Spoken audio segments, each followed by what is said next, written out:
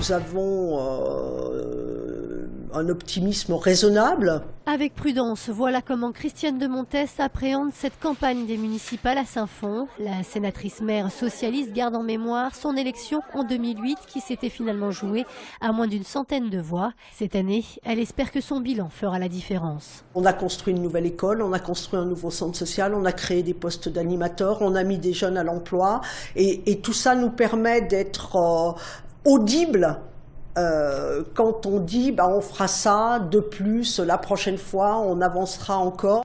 Face à elle, l'ancienne première adjointe de Michel Denis, de 2001 à 2008, Marie-France Vincent se présente cette fois comme tête de liste UMP.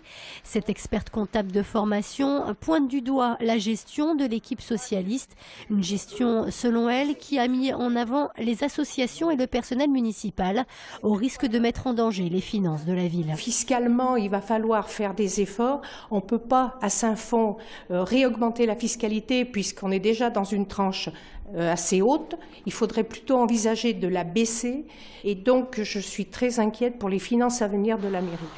4 autres candidats se présentent à Saint-Fond en mars prochain. L'écologiste Ahmed Ben Ferrat, Christian Prada pour Lutte ouvrière, Nathalie Frière et Malek Mansouri, quant à eux, sont sans étiquette.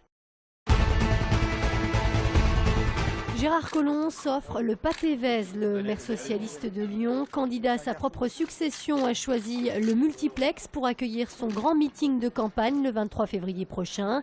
Un meeting gratuit, ouvert à tous et sobrement appelé Lumière sur la ville. Pour l'occasion, 9 salles ont été réservées, 9 comme autant d'arrondissements. Notez que Gérard Collomb a prévu une prise de parole en fin d'après-midi.